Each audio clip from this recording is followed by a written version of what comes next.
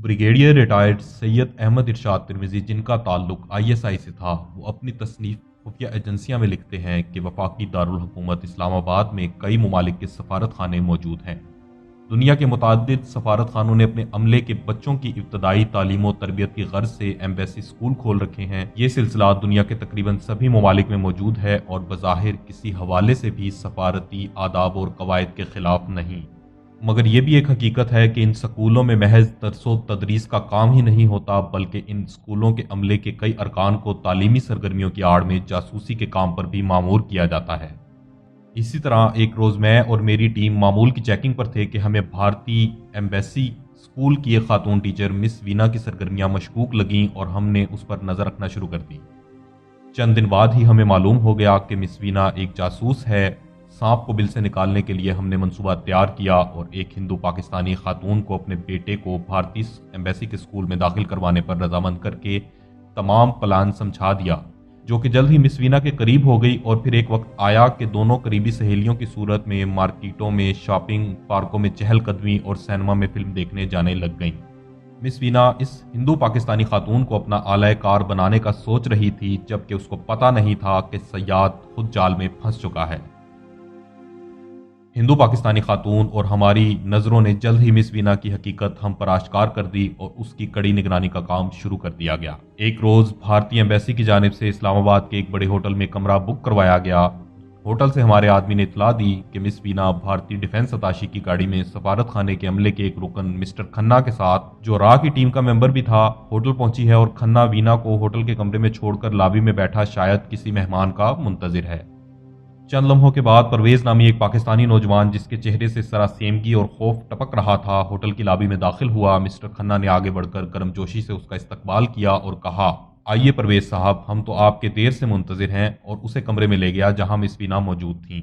हमारे साथी मुख्तलिफ रूप में होटल में मौजूद थे। हमारा तरबियत याफ्ता वेटर ऑर्डर आने के बाद फौरी तौर पर चाय की ट्राली लेकर रवाना हो गया, जिसमें एक छोटा सा ट्रांसमीटर नस्ब था।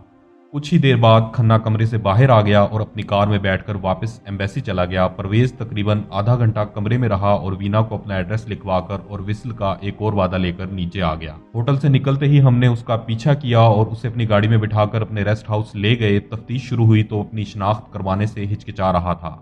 नतीजतन हमने वीना के साथ उसकी गुफ्तगू की रिकॉर्डिंग उसे सुनाई तो उसके चेहरे पर हवाइयां उड़ने लगी। उसने बच्चों की तरह रोना शुरू कर दिया और माफ़ी मांगने लगा और सारी कहानी सुना दी।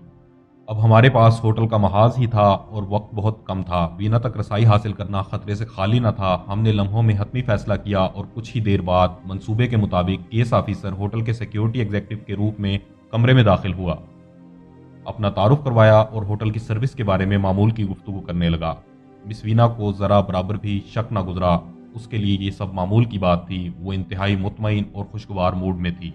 हमारे अफसर ने बात को आगे बढ़ाते हुए भारतीय साड़ियों, फिल्मों के बारे में गुफ्तगू करना शुरू कर दी। वीना ने इस गुफ्तगू में दिलचस्पी लेना शुरू कर दी और हमारे ऑफिसर को बैठने के लिए कहा। वेटर ट्राली लेकर चला गया और गुफ्तगू का मौजू ज़ाती मालूमात तक आ गया। हमारा वार कारगर साबित हुआ। वीना जल्द ही हमारे केस ऑफिसर को तुम कहने की हद तक आ गई। वो बातों में इस कदर महव हो गई कि उसे सफारत खाने फ़ोन करना भी याद ना रहा।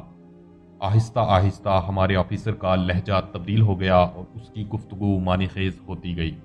जब वीना को एहसास हुआ कि होटल के इस ऑफिसर को वीना की इस कमरे में आमद और उसके मकासद से पूरी तरह आगाही है, तो वीना हवास बाख्ता हो गई। उसकी आंखें भर आईं और उसकी आवाज़ किसी गहरे कुएं से आती हुई महसूस होने लगी। वीना ने अपनी दास्तान हयात सुनाना शुरू कर दी। मैं अपने वालिदैन की इकलौती औलाद हूँ। मेरा ख्याल था कि मैं तालीम मुकम्मल करने के बाद टीचर बनूंगी, मगर कोशिश के बावजूद मुझे नौकरी ना मिल सकी। फिर एक रोज़ मेरी एक दोस्त के खावंद से मुलाकात हुई और मुझे इल्म हुआ कि उनका ताल्लुक भारतीय इंटेलिजेंस से है। उन्होंने मेरा सरसरी सा इंटरव्यू लिया और मुझे बताया कि मैं तुम्हारे लिए नौकरी का इंतज़ाम कर सकता हूँ, मगर ये नौकरी भारत में नहीं, पाकिस्तान में भारतीय एम्बेसी स्कूल में होगी।